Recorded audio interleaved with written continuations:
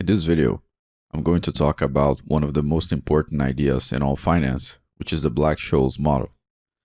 Many traders are puzzled by it, and many do not understand its true use in the institutional and retail trading domains.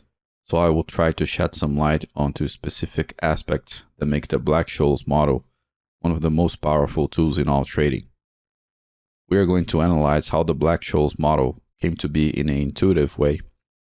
We are going to analyze the formula and its variables, its underlying assumptions, how the criticisms regarding the formula can be easily solved, and how and why institutional players like banks actually use the model to trade the financial markets. First and foremost, we need to grasp the idea that the Black-Scholes model is a mathematical formula designed to return the fair price of a European stock option given a few different variables. These variables are the volatility, the option type, the underlying stock price, the strike price of the option, the time until expiration, and the risk-free interest rate. The fair price of a European option is determined by all these variables in the Black-Scholes model, so it's a multivariate equation. The formula for call options is different from the formula for put options. In the formulas, S sub 0 represents the underlying stock price, K represents the strike price of the option, sigma represents the volatility, R represents the risk-free interest rate, T represents the time until expiration of the option, N represents the cumulative distribution function of the standard normal distribution, and E is a mathematical constant known as Euler's number. So by plugging all these variables in the Black-Scholes formula, we get the fair price of a European stock option, but of course it's not that simple, and this is not how the formula is used in the institutional world. However, before moving on to how this formula is used in trading, let's overview its underlying assumptions and its limitations. Perhaps the most interesting assumption built in the Black-Scholes model is that prices follow what's called a random walk or a Brownian motion, meaning that the price of a heavily traded financial asset can hardly ever be predicted with consistent accuracy. We'll return to this assumption in a moment. The second assumption is that the price of a financial asset is log-normally distributed, since stock prices cannot go below zero. A third assumption is that the stock returns are normally distributed because, unlike stock prices themselves, the returns can be negative numbers. The normal distribution of stock returns built into the Black-Scholes model assumes that volatility is constant over time, which is something that causes some criticisms, as we'll see in a moment. The model also assumes that stocks do not pay any dividends, that the risk-free interest rate is constant, that options can only be exercised at the expiration date, hence why the Black-Scholes model is a European option pricing model. It also assumes that we have a frictionless market, meaning that there are no transaction costs, and also that there are no arbitrage opportunities or riskless profits in the market. As you can probably tell by now, there are many unrealistic assumptions built into the Black-Scholes model, and this is why the model has been criticized in various different ways. For example, it's clear that volatility is not constant across time, that there are transaction costs in all markets, risk-free interest rates do fluctuate, and stocks do pay dividends. Beyond that, price returns are assumed to be normally distributed, but they are not in reality, since negative returns are much larger than positive returns in general. In other words, price returns tend to have a skewed distribution.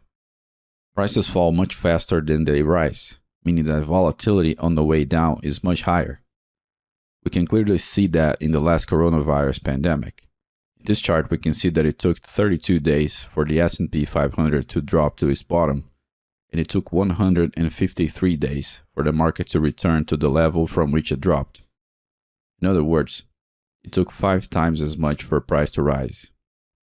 There is clearly an asymmetry between volatility on the way down and on the way up, and this is the case in all market crashes in history.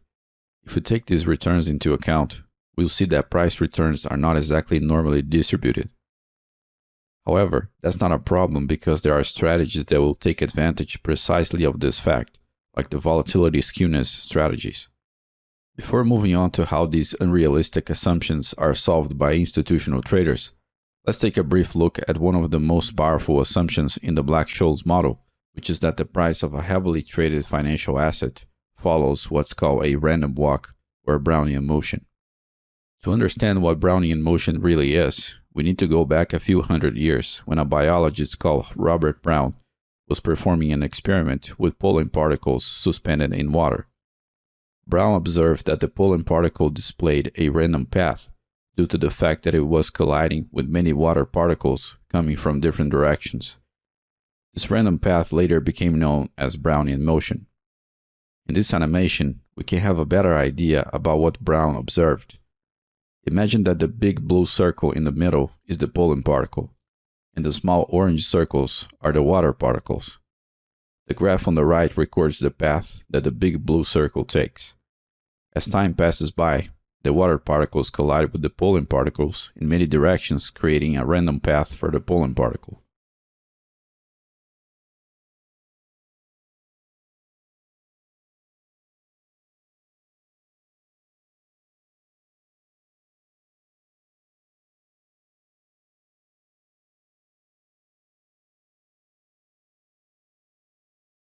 In the beginning of the 20th century, a French mathematician called Louis Bachelier made an analogy between Brownian motion and the movement of a financial asset in his PhD thesis called Theory of Speculation, creating a parallel that stated that water particles create a random path for the pollen particle, just like the many buyers and sellers create a random path in price.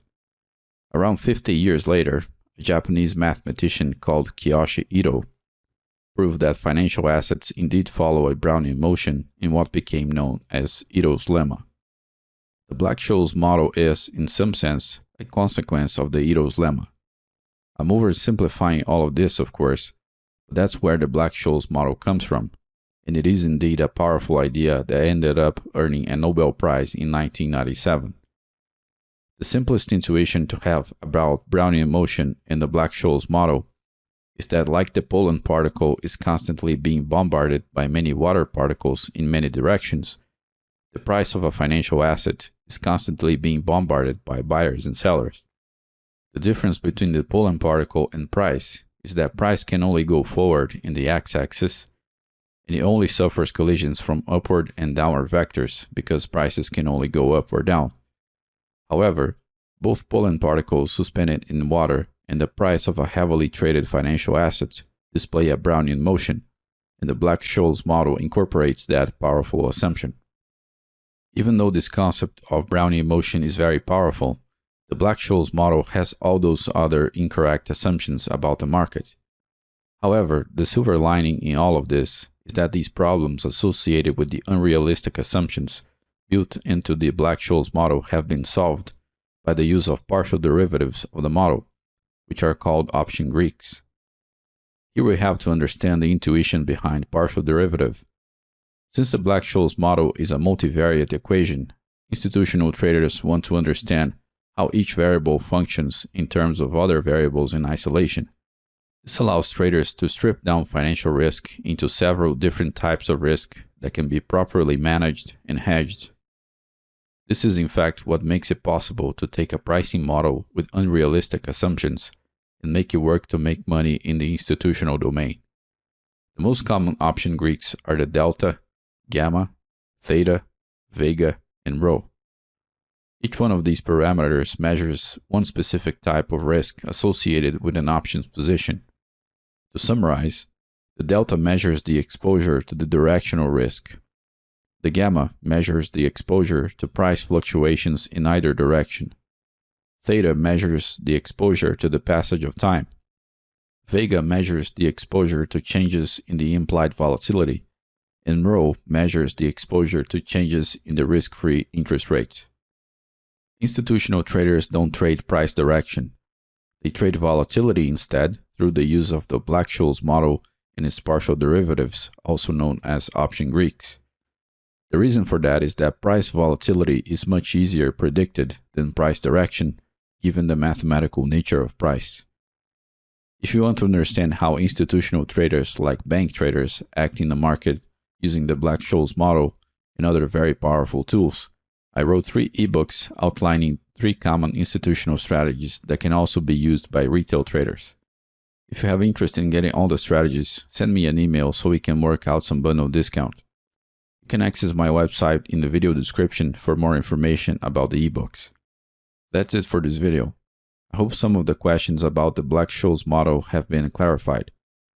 If you enjoy the videos I create, please help support the channel by clicking the like button, subscribing to the channel, activating the notifications button, sharing the video, and leaving your feedback below in the comment section.